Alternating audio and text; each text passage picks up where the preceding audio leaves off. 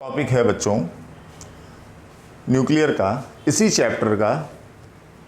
वो है नाभिकीय बल क्या होता है, कैसे खोज हुई, किसने इसके बारे में जानकारी दी। हम लोग देखते हैं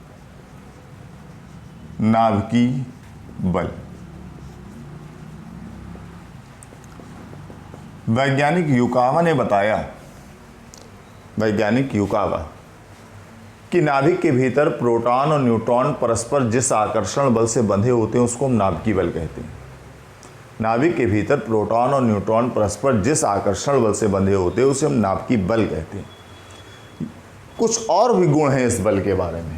पहला गुण, अब तक ज्ञात सभी बलों में सबसे तीव्र बल ही, इनसे ज़्यादा पावरफुल कोई बल नहीं होता है।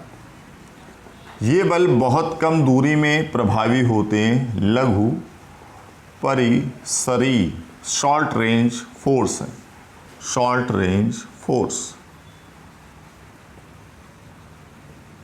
ये बल तब लगते हैं जब दो कणों के बीच की दूरी 10⁻⁻15 मीटर या उससे कम हो, अर्थात नाभिक के भीतर, क्योंकि नाभिक की त्रिज्या 10⁻⁻15 होती है। ये बल केवल आकर्षण के होते हैं, ये बल प्रतिकर्षण के नहीं होते।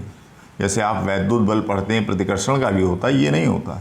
चुंबक में भी ध्रुव में आकर्षण प्रतिकर्षण होता है, लेकिन नाभिकीय बल सदैव किसका होता है? आकर्षण का। चौथी बात जो बताई, ये बल प्रोटॉन प्रोटॉन के बीच, प्रोटॉन न्यूट्रॉन के बीच और न्यूट्रॉन न्यूट्रॉन के बीच, सबके बीच समान लगते हैं। तो चार इसके गुण हैं। पहला, ये बल अर्थात नाभिकीय बल अब तक ज्ञात जितने भी फोर्स हैं सबसे उसमें पावरफुल है। दुनिया में सबसे तीव्र बल जो है वो नाभिकीय बल है, और सबसे कमज़ोर जो बल है वो है गुरुत्वाकर्षण बल। दूसरा पॉइंट, ये बल लघु परिसरीय हैं। ये बल तब लगते हैं जब दो कणों के बीच की दूरी बहुत कम हो, अर्थात 10⁻⁻15 मीटर, अर्थात नाभिक के भीतर ही लगते हैं। तीसरी बात, ये बल हमेशा आकर्षण के होते हैं, नाभिकीय बल प्रतिकर्षण का नहीं होता। चौथी बात, ये बल proton proton, proton neutron, neutron neutron सबके बीच एक समान रूप से कार्य करते हैं, कहीं ना कम ना कहीं ज़्यादा। वैज्ञानिक युकावा ने इन बलों की उत्पत्ति का कारण बताया।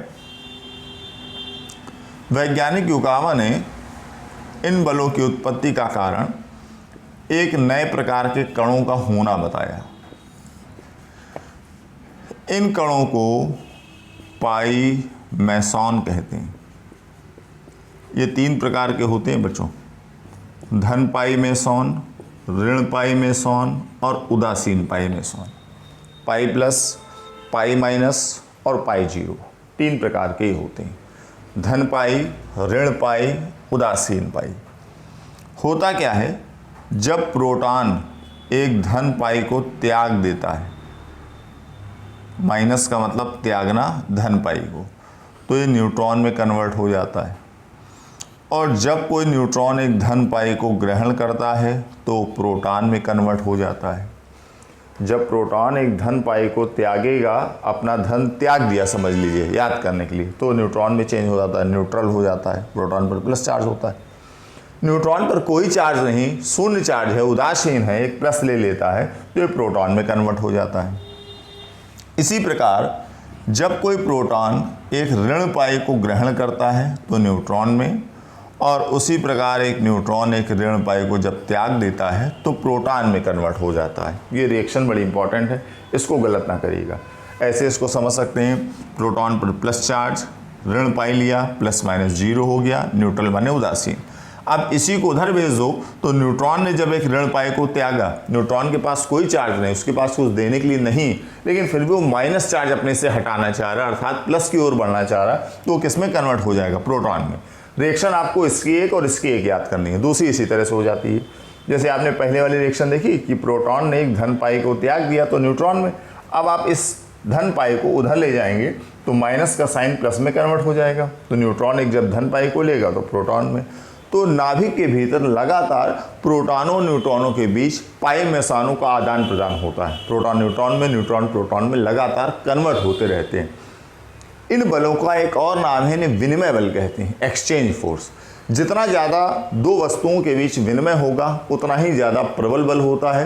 तो नाभिकीय बलों को विनिमय बल भी कहा गया है, और नाभिकीय बलों की उत्पत्ति का कारण एक नए प्रकार के कणों का होना बताया गया है, जिन्हें हम पाई मैसॉन कहते हैं। तो नाभिकीय बल बहुत इंपॉर्टेंट है, बिल्कुल इसको याद रखिएगा। अगले कुछ जानकारी आप लोगों के लिए मूलकण, प्रतिकण, द्रव्य विनाश और युग विनाश के बारे में। सबसे पहले देखते हैं मूल कण या फंडामेंटल पार्टिकल होते क्या हैं। आप जानते हो जिन कणों का निर्माण किसी भी अन्य कण की सहायता या सहयोग से नहीं होता है, उन सभी कणों को हम मूल कण कहते हैं। जैसे मूल कण कौन है? Electron E-, proton P+, neutron 0n1, E+ को पॉजिट्रॉन कहते हैं, P- को एंटी प्रोटॉन कहते हैं, पाई मेसॉन जितने भी हैं, धन पाई, ऋण पाई, उदासीन पाई, न्यू को न्यूट्रिनो कहते हैं और न्यू बार को एंटी न्यूट्रिनो कहते हैं। तो इलेक्ट्रॉन, प्रोटॉन, न्यूट्रॉन, इलेक्ट्रॉन का उल्टा कण है, इसे हम क्या कहते हैं? पॉजिट्रॉन। ये एंटी प्रोटॉन, धन पाई मेसॉन, ऋण पाई मेसॉन, उदासीन पाई मेसॉन, न्यूट्रिनो और एंटी न्यूट्रिनो और भी तमाम सारे कण हैं। तो ये सारे कण ऐसे कण हैं कि इन कणों का निर्माण किसी भी अन्य कण की सहायता से नहीं होता। तो जिन कणों का निर्माण किसी की सहायता से नहीं होता है, उन सभी पार्टिकल्स को हम फंडामेंटल पार्टिकल या मूलकण कहते हैं। उसके बाद प्रतिकण या एंटीकण क्या होते हैं? इनको एंटी पार्टिकल कहते हैं। ऐसे दो कण जो आपस में अगर कभी एक दूसरे से मिलें तो एक दूसरे का विनाश कर दें, एक दूसरे को नष्ट कर दें, ऐसे कणों को एक दूसरे का एंटीकण या प्रतिकण कहते हैं।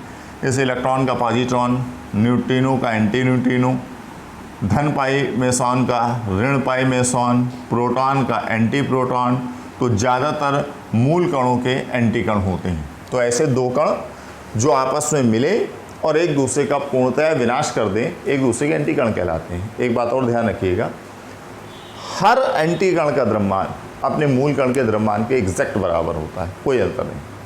आवेश में हो सकता है भिन्नता हो, घूर्णन की दिशा में भिन्नता हो, अर्थात कहने का ये मतलब है कि हर एंटी कण अपने मूल कण से, ध्यान रखिएगा, सभी गुणों में समान होगा, सब कुछ सेम होगा। एक गुण केवल भिन्न होगा जो कि उसको उसका एंटी पार्टिकल बनाता है, जिससे एक दूसरे को नष्ट करते हैं। लेकिन द्रव्यमान हमेशा सेम होगा, द्रव्यमान कभी नहीं अंतर होगा। ठीक, तो ये बात हमेशा लोग ध्यान रखेंगे। द्रव्य विनाश क्या होता है? किसी भी मूल कण के पास अगर उसका एंटी पार्टिकल आता है, टकराता है, दोनों एक दूसरे को नष्ट करते हैं। जैसे इलेक्ट्रॉन के पास पॉजिट्रॉन आता है, दोनों एक दूसरे को नष्ट करते हैं और इनका द्रव्यमान ऊर्जा बदल जाता है। 2 गामा फोटॉन निकलते हैं, 1.02 MeV ऊर्जा निकलती है। इस प्रक्रिया को हम द्रव्य विनाश कहते हैं। हमने इलेक्ट्रॉन और पॉजिट्रॉन का एग्जाम्पल लिया है, आप प्रोटॉन, एंटी प्रोटॉन किसी का भी ले सकते हैं। इलेक्ट्रॉन और पॉजिट्रॉन का लेने से एक फ़ायदा है, हम लोग युग्म विनाश में भी उसको यूज़ कर लेंगे। इसके बाद हम युग्म उत्पादन पढ़ेंगे, वहाँ पर भी यूज़ कर लेते हैं। तो इसको याद करना ज़्यादा बेटर होता है। तो द्रव्य विनाश का मतलब किसी मूल कण के पास उसका एंटी पार्टिकल आएगा, टकराएगा, दोनों एक दूसरे को पूर्णतया नष्ट कर देते हैं। आइंस्टीन के इक्वेशन E = mc² के अनुसार अगर आप ऊर्जा फाइंड आउट करते हैं तो 1.02 में भी ऊर्जा आएगी और ये ऊर्जा 2 गामा फोटॉन्स के रूप में निकलती है। युग्म विनाश क्या होता है? युग्म विनाश में क्या है? जब कभी इलेक्ट्रॉन पॉजिट्रॉन से टकराता है, E- का मतलब है इलेक्ट्रॉन, E+ का मतलब है पॉजिट्रॉन, टकराता है, दोनों एक दूसरे का विनाश करते हैं, दोनों के द्रव्यमान के जगह ऊर्जा निकलती है 1.02 MeV। इसको हम युग्म विनाश कहते हैं। अगर आप देखें तो दोनों में रिएक्शन एक जैसी लिखी है, डेफिनेशन भी लगभग हम एक जैसी ही बोल रहे हैं। तो दोनों में अंतर किस बात का? अगर गौर किया हो आपने तो हमने यहाँ पर कहा है कि कोई भी मूल कण अपने एंटी कण से टकराए। कोई भी मूल कण और उसका एंटी कण हो सकता है, किसी का कोई नाम नहीं लिया गया है। जबकि युग्म विनाश में कहा गया है कि इलेक्ट्रॉन के साथ कौन टकराए? पॉजिट्रॉन। ये डिफरेंस है दोनों में। यहाँ कोई मूल कण और उसका एंटी कण होगा, ये द्रव्य विनाश है। कोई भी एग्जाम्पल ले सकते हैं आप। और युग्म विनाश में केवल स्पेशली बात करी गई इलेक्ट्रॉन की और पॉजिट्रॉन की, इतना आपको ध्यान रखना होगा। ठीक,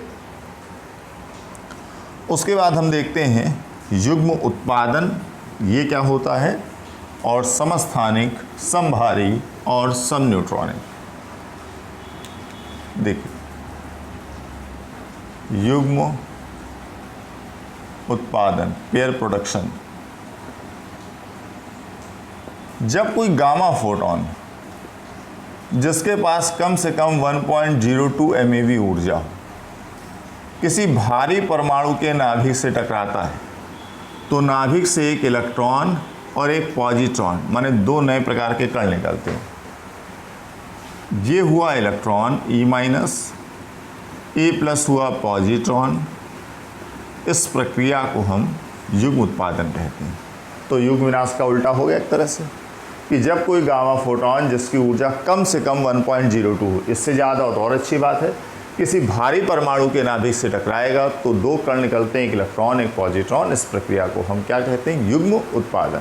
ठीक, मान लिया कि ये 2 MeV ऊर्जा से टकरा रहा है इससे, तो 1.02 MeV ऊर्जा तो इनको निकालने में खर्च हो गई और जो बची एनर्जी उसको बराबर बराबर हम डिवाइड कर देंगे, वो इलेक्ट्रॉन की और पॉजिट्रॉन की एनर्जी हो जाएंगी, काइनेटिक एनर्जी हो जाएंगी। ठीक, मतलब 1.02 MeV ऊर्जा से इलेक्ट्रॉन और पॉजिट्रॉन केवल निकलेंगे, बस इतना ही होगा। उसके बाद हम लोग पढ़ते हैं समस्थानिक, समभारी और समन्यूट्रॉनिक, ये क्या होते हैं? ये भी आप लोगों ने छोटी क्लासों में भी पढ़ा होगा। आइसोटोप्स कहते हैं इन्हें, समस्थानिक को। आइसोबार कहते हैं समभारी को। आइसोटोन्स कहते हैं समन्यूट्रॉनिक को। समस्थानिक होते क्या है? एक ही तत्व के वे परमाणु जिनके परमाणु क्रमांक समान हों और परमाणु भार भिन्न भिन्न हो, एक दूसरे के समस्थानिक कहलाते हैं। जैसे 1s1, 1s2, 1s3 तीनों हाइड्रोजन है। पहले को 1s1 को प्रोटॉन या प्रोटियम, दूसरे को ड्यूटेरियम और तीसरे को ट्राइटियम कहते हैं। जैसे 17Cl35 और 17Cl37 क्लोरीन के हो गए दो समस्थानिक। परमाणु क्रमांक समान है, भार अलग अलग है, तत्व एक है। ये भी ध्यान रखिएगा, तत्व एक ही होना चाहिए, तत्व अलग अलग ना हो। समभारी क्या होते हैं? अलग अलग तत्वों के वे परमाणु जिनके परमाणु भार समान हों और परमाणु क्रमांक अलग हों। देखिए 18 Ar40 और 20 Ca40। Ar माने आर्गन, कैल्शियम। परमाणु क्रमांक दोनों के अलग अलग हैं लेकिन परमाणु भार दोनों के सेम है, तत्व भी अलग अलग है। तो ये समभारी हुए क्योंकि इनका एटॉमिक वेट सेम है। समस्थानिक का मतलब ये होता है नाम का कि उनका स्थान समान है। कहाँ स्थान समान है? आवर्त सारणी में। चूँकि परमाणु क्रमांक सबके सेम है तो आधुनिक आवर्त सारणी परमाणु क्रमांक के आधार पर ही बनी है, तो सबको एक ही वर्ग में रखा गया होगा, एक ही स्थान पर रखा गया है। सब न्यूट्रॉनिक क्या होते हैं? जैसे एग्जाम्पल के रूप में 2He4 हीलियम, 1s3 ट्राइटियम। आप कैसे न्यूट्रॉन निकालेंगे? परमाणु भार में क्रमांक को घटाएंगे तो 2 न्यूट्रॉन आएंगे। इधर भी परमाणु भार में क्रमांक को घटाएंगे तो 2 न्यूट्रॉन आएंगे। तो किसी भी तत्व के परमाणु, कैसे भी दो तत्व अलग अलग हों, ऐसे दो परमाणु जिनके नाभिक में न्यूट्रॉनों की संख्या सेम हो, उन्हें समन्यूट्रॉनिक कहते हैं। तो जिनके परमाणु क्रमांक समान, भार अलग अलग, तत्व एक हो, समस्थानिक। अलग अलग तत्वों के वे परमाणु जिनके परमाणु भार समान हो, क्रमांक अलग अलग हो, समभारी। और कोई भी परमाणु, कैसे भी परमाणु हो, नाभिक में न्यूट्रॉनों की संख्या समान हो, उन्हें हम समन्यूट्रॉनिक कहते हैं। तो उम्मीद है आज का लेक्चर आप लोगों को समझ में आया होगा। ठीक, तो आज के लिए इतना ही। नए लेक्चर में हम लोग न्यूक्लियर एनर्जी, नाभिकीय ऊर्जा के बारे में पढ़ेंगे।